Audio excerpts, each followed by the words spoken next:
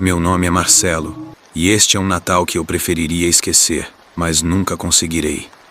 Tudo começou no dia 24 de dezembro de 2019, quando aceitei o convite de um velho amigo, Henrique, para passar a ceia na fazenda da família dele. A fazenda ficava isolada, cercada por quilômetros de mata densa, e Henrique sempre mencionava que o local tinha uma energia peculiar, embora eu nunca soubesse o que ele realmente queria dizer com isso. Cheguei à fazenda no início da tarde. A casa era antiga, com paredes de madeira escurecida pelo tempo e janelas altas que pareciam observar você de volta. Os outros convidados já estavam lá, éramos 8 no total, contando Henrique e sua irmã mais nova, Isabela. Tudo parecia normal, até o pôr do sol. Quando a noite caiu, o clima começou a mudar. O vento que antes era leve ficou mais forte, como se alguém estivesse sussurrando pelas frestas das janelas. As luzes da casa piscavam ocasionalmente, e um silêncio incômodo tomou conta do lugar. Tentei ignorar, mas percebi que até Henrique parecia nervoso. Por volta das 20 horas, estávamos todos na sala, conversando enquanto esperávamos a ceia. Foi quando Isabela entrou na sala, pálida como um fantasma. Ela apontou para a janela e disse: "Tem alguém lá fora." Todos rimos, achando que era uma brincadeira, mas quando olhei para a janela, meu coração quase parou. Uma figura alta estava parada ao longe, no meio do campo. Era difícil distinguir detalhes, mas algo nele parecia errado. Não havia sombras em seu rosto, era como se fosse liso, sem olhos, nariz ou boca. Henrique tentou acalmar a todos, dizendo que podia ser um caçador ou alguém perdido, mas quando abriu a porta para gritar, a figura desapareceu. Não havia pegadas na neve, nada. Era como se nunca tivesse estado lá. A tensão cresceu. Durante a ceia, todos estavam estranhamente calados. A cada som vindo de fora, alguém olhava em direção à porta, esperando que algo acontecesse. E então aconteceu. Estávamos terminando de comer quando as luzes apagaram completamente. A escuridão foi seguida por um barulho alto, como algo pesado sendo arrastado pelo chão do lado de fora. Henrique acendeu uma lanterna e, com alguns de nós o seguindo, foi verificar. Lá fora, vimos marcas profundas na neve, indo do portão da entrada até os fundos da casa. Não eram marcas de rodas ou pés, mas algo que parecia garras. Henrique sugeriu que voltássemos para dentro, mas ao entrar, percebemos que Isabela não estava mais lá. Começamos a procurar, lá desesperadamente, chamando por seu nome, mas não obtivemos resposta. Fomos ao quarto dela, e o que vimos me assombra até hoje. No espelho do quarto, havia uma mensagem escrita em algo que parecia sangue: "Vocês estão convidados." Debaixo da frase, havia o desenho de uma mesa com 8 cadeiras, mas apenas uma estava ocupada por uma figura sem rosto. Antes que pudéssemos processar, ouvimos a porta da sala bater com força. Corremos para lá e vimos a mesa da ceia completamente diferente. Os pratos estavam limpos, os talheres organizados, e no centro havia um grande prato vazio, como se alguém estivesse nos esperando para servir um prato principal. Foi quando ouvimos passos pesados vindos do andar de cima. Todos ficamos paralisados. Henrique pegou uma faca e subiu lentamente as escadas. Seguimos atrás dele, movidos pelo pânico. Quando chegamos ao último degrau, vimos a porta do quarto de Isabela aberta. Dentro, uma figura sem rosto estava sentada na cama, segurando algo no colo. Parecia um pedaço de roupa, o mesmo vestido que Isabela usava naquela noite. A criatura levantou-se lentamente e virou a cabeça em nossa direção. Sem olhos, sem boca, mas ainda assim, nos encarando. Em silêncio, ela apontou para a mesa da sala. Sem pensar 2 vezes, corremos para fora da casa e entramos nos carros. Henrique tentou argumentar para ficar e encontrar a irmã, mas todos sabíamos que não havia nada mais que pudéssemos fazer. Dirigimos pela estrada deserta sem olhar para trás, enquanto os sons de risadas distorcidas ecoavam pela floresta. Nunca mais ouvi falar de Henrique ou de sua irmã. A polícia investigou a fazenda, mas não encontrou nada além de pratos sujos na mesa e uma única palavra gravada no espelho do quarto de Isabela: "Volte." Hoje, toda a véspera de Natal, recebo uma mensagem anônima no meu celular, com apenas uma frase: "A mesa ainda está esperando por você."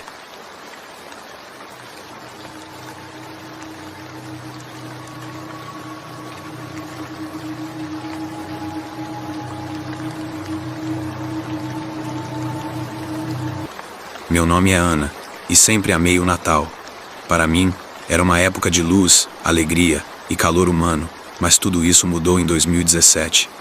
Desde então, cada dezembro é um lembrete sombrio de que nem todos os natais terminam com risos e presentes. Naquele ano, eu e meu marido, Pedro, decidimos alugar uma cabana isolada nas montanhas para comemorar as festas. Queríamos algo tranquilo, longe do caos da cidade, apenas nós dois e nosso cachorro, Thor. A cabana era aconchegante, cercada por neve e florestas, com uma lareira que parecia saída de um cartão postal. Chegamos no dia 23 de dezembro. Tudo parecia perfeito. Decoramos a cabana com luzes e uma pequena árvore de Natal que encontramos no porão. Naquela noite, dormimos tranquilos, ouvindo o estalar do fogo na lareira. Mas, ao acordar na manhã seguinte, algo estava errado. Logo que abri a porta para soltar Thor, vi algo estranho na neve. Pegadas. Elas iam da floresta diretamente para a janela da sala, mas não havia pegadas de volta. Era como se a pessoa tivesse simplesmente desaparecido ali. Falei com Pedro, que tentou me tranquilizar. Deve ser alguém curioso que passou por aqui. Mesmo assim, meu estômago estava apertado. Naquela noite, enquanto assistíamos a um filme, ouvimos um som vindo do lado de fora, um arrastar lento, como se algo pesado estivesse sendo puxado pela neve. Pedro olhou pela janela, mas não viu nada. É só o vento, disse ele. Mas Thor começou a rosnar para a porta, os pelos do seu dorso eriçados. Resolvi trancar todas as portas e janelas. Quando fui fechar a da cozinha, notei algo na neve, perto da varanda, um objeto pequeno, vermelho e brilhante. Peguei uma lanterna, saí com cuidado e percebi que era um ornamento de Natal, uma bola vermelha, rachada no meio. Coloquei-a sobre a mesa da cozinha e tentei ignorar o desconforto crescente. À meia-noite, enquanto estávamos indo para a cama, ouvimos batidas na porta. Não eram batidas leves, mas firmes, quase como golpes. Pedro pegou uma faca e se aproximou lentamente da porta. "Quem está aí?" gritou. Nenhuma resposta. Quando ele abriu, só havia o vazio gelado da noite e na soleira, outra bola de Natal, dessa vez dourada, mas com uma estranha marca preta, como se tivesse sido queimada. O desconforto se transformou em medo. Subimos para o quarto, trancamos a porta e ficamos em silêncio, ouvindo qualquer som. Thor estava inquieto, andando em círculos. Então ouvimos passos no andar de baixo, pesados, arrastados, como se alguém estivesse usando botas molhadas. Pedro queria descer, mas eu o impedi. "E se for perigoso?" sussurrei, mas ele não me ouviu. Pegou a faca e desceu as escadas. Fiquei no quarto tremendo. O som dos passos continuava, junto com o ranger do piso de madeira. De repente, silêncio. Chamei por Pedro, mas ele não respondeu. Thor começou a latir, e sem alternativa, decidi descer. A sala estava vazia, exceto por algo que fez meu coração parar. Uma fileira de bolas de Natal, cada uma com uma rachadura ou marca, alinhadas perfeitamente no chão. Ao lado delas vi um pequeno bilhete escrito com letras infantis. "Um presente para você." Minha visão escureceu por um momento, mas então ouvi um gemido vindo da cozinha. Encontrei Pedro desmaiado, com um corte superficial no braço, como se alguém tivesse apenas brincado com ele. Quando acordei, ele estava confuso e repetia: eu vi, mas nunca conseguiu me dizer o que tinha visto. Naquela noite, não dormimos. Ficamos juntos no sofá, com Thor nos protegendo. Ao amanhecer, pegamos nossas coisas e deixamos a cabana para trás, sem olhar para trás. Mas a história não terminou aí. Quando chegamos em casa, encontrei uma caixa deixada na varanda, embrulhada em papel vermelho brilhante, exatamente como os presentes que alinhamos sob a árvore na cabana. Dentro da caixa, havia uma única bola de Natal preta, intacta, e um bilhete escrito à mão: "Feliz Natal, até o próximo." Desde então, nunca mais comemoramos o Natal. E todos os anos, sem falta, recebo uma nova bola de Natal pelo correio, mesmo sem termos dito a ninguém onde moramos. O terror não está em receber os presentes, mas na certeza de que, um dia, ele virá buscar o que deixou para trás.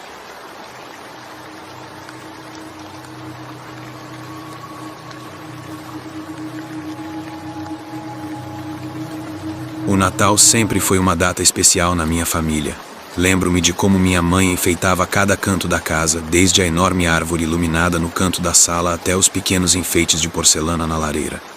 No entanto, há um Natal que nunca esquecerei, o Natal que me fez perder o encanto pela data para sempre. Tudo começou quando recebemos uma encomenda anônima na manhã do dia 24 de dezembro. Era uma caixa grande, embrulhada em papel vermelho brilhante e com um laço dourado impecável. Não havia remetente, apenas uma etiqueta com a frase: "Para a família Santos, com carinho". Meu pai achou que era alguma surpresa de um parente distante. "Pode ser do tio Gustavo", disse, enquanto colocava a caixa debaixo da árvore. Não demos muita atenção ao presente naquele momento, ocupados com os preparativos para a ceia.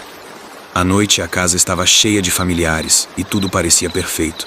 Era quase meia-noite quando minha mãe decidiu que era hora de abrir o presente misterioso. Todos se reuniram ao redor da árvore, curiosos com o que havia dentro. Meu pai rasgou o papel com entusiasmo, mas assim que abriu a caixa, seu sorriso desapareceu. Dentro havia uma boneca. Não era uma boneca comum, parecia antiga, feita à mão, com olhos de vidro que pareciam segui-lo onde quer que estivesse. Seu vestido branco estava sujo, manchado de algo que parecia ferrugem, mas o cheiro era estranho, como metal misturado com algo apodrecido. Minha irmã, Sofia, que tinha apenas 8 anos, ficou encantada e imediatamente puxou a boneca para si. "Posso ficar com ela?" perguntou, segurando-a como se fosse o melhor presente do mundo. Relutantes, deixamos. Afinal, era apenas uma boneca, ou pelo menos era o que pensávamos. À medida que a noite avançava, algo começou a mudar. O clima da casa ficou pesado, sufocante. Os risos deram lugar a silêncios desconfortáveis, e alguns dos familiares decidiram ir embora mais cedo, alegando estarem se sentindo indispostos. Depois que todos saíram, levei Sofia para o quarto. Ela insistiu em levar a boneca consigo e a colocou ao seu lado na cama. Antes de sair, senti um calafrio ao olhar para o rosto da boneca. Seus olhos de vidro pareciam mais vivos, como se algo dentro dela me observasse. Naquela noite fui acordado por um barulho estranho vindo do quarto da minha irmã. Eram passos leves, seguidos por sussurros quase inaudíveis. Fui até lá, pensando que Sofia estava brincando. Ao abrir a porta, vi algo que fez meu coração parar. Sofia estava deitada, dormindo profundamente, mas a boneca não estava ao seu lado. Ela estava no chão, de pé, virada para mim. Sei como isso soa, mas juro que a vi mexer a cabeça levemente, como se quisesse me observar melhor. Recuei, assustado, mas não consegui tirar os olhos dela. Foi então que ouvi um som baixo e distorcido, como uma risada vindo de algum lugar. Peguei a boneca e a levei para a sala, decidido a me livrar dela. Coloquei-a na lareira e acendi o fogo, mas as chamas não pareciam afetá-la. Pelo contrário, o fogo começou a diminuir, como se algo o estivesse apagando. Naquele momento, as luzes da casa começaram a piscar, e um cheiro forte de carne queimada invadiu o ar. O som de passos ecoou pela casa, pesados e arrastados, como se alguém estivesse caminhando pelo corredor. Minha mãe gritou do quarto, dizendo que viu uma figura escura parada na porta. Corri até lá, mas não havia ninguém. No entanto, as marcas de pés molhados estavam no chão, levando diretamente para o quarto de Sofia. Quando entrei, ela não estava mais na cama. A janela estava aberta, e a cortina balançava com o vento gelado da noite. Procurei Sofia por toda a casa, desesperado. Encontrei-a no quintal, em pé, segurando a boneca novamente. Seus olhos estavam vidrados, e ela murmurava algo incompreensível. Quando tentei pegar, lá, ela olhou para mim e disse com uma voz que não era dela: "Ele já está aqui." Antes que eu pudesse reagir, senti uma presença atrás de mim. Virei-me lentamente e vi uma figura alta e sombria, com um rosto coberto por algo que parecia um capuz. Seus olhos brilhavam em um vermelho intenso, e sem dizer nada, apontou para a boneca. Naquele momento, tudo apagou. Acordei na manhã seguinte na sala, como se nada tivesse acontecido. Minha irmã estava sentada no sofá, segurando a boneca, e agindo como se nada tivesse ocorrido. Mas havia algo diferente nela, um olhar vazio, como se parte dela tivesse desaparecido. Ainda tenho a boneca guardada em um armário trancado. Não consigo me livrar dela. Sempre que tento queimar lá ou jogar lá fora, ela simplesmente reaparece em algum canto da casa. E em toda véspera de Natal, ouço os mesmos passos e sussurros, como um lembrete de que aquilo ainda está aqui, esperando. Desde então, o Natal nunca mais foi o mesmo.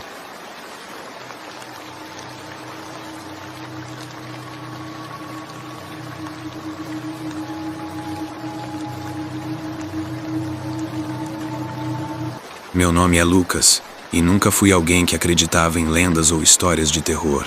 Sempre achei que eram apenas invenções para assustar crianças.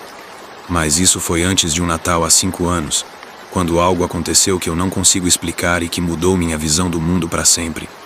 Era véspera de Natal, e minha família estava reunida na casa dos meus avós. O costume era sempre o mesmo: muita comida, troca de presentes, e no fim da noite, alguém se vestia de Papai Noel para entregar os presentes às crianças. Naquele ano, meu primo Mateus havia ficado responsável por se fantasiar. Lembro-me de que a noite começou tranquila. As crianças estavam ansiosas, correndo pela sala enquanto os adultos conversavam e riam. Por volta das 22 horas, Mateus subiu para o quarto para vestir a fantasia. Ele brincou que ia fazer o melhor Papai Noel de todos os tempos. Mas, quando ele desceu, algo estava estranho. A fantasia era perfeita: o casaco vermelho, a barba branca, até o saco de presentes parecia autêntico, mas havia algo nos olhos dele. Não sei como explicar, mas não eram os olhos de Mateus. Havia um brilho escuro, quase vazio, que me fez sentir desconfortável. As crianças, no entanto, não perceberam nada. Elas correram para ele, rindo e puxando a barba. Papai Noel começou a entregar os presentes, um a um, chamando as crianças pelo nome. Foi quando notei outra coisa estranha. Ele conhecia o nome de uma das crianças que não era da família. O filho pequeno de uma amiga da minha tia estava ali pela primeira vez, mas ele o chamou pelo nome como se o conhecesse há anos. Perguntei à minha tia se Mateus tinha passado a lista para ele antes, mas ela disse que não. Depois de entregar os presentes, Papai Noel disse que tinha uma surpresa especial. Ele pediu para as crianças seguirem-no até o quintal. Os adultos acharam engraçado, mas eu senti um calafrio. Quando tentei ir atrás, minha mãe me puxou e disse para deixar as crianças aproveitarem. Relutante, fiquei. Minutos se passaram, e começamos a ouvir risadas e passos no quintal, mas algo nelas não parecia certo. As risadas ficaram mais altas, quase histéricas, misturadas com sons que pareciam rosnados. Quando os gritos começaram, corremos para o quintal. O que vimos foi um caos.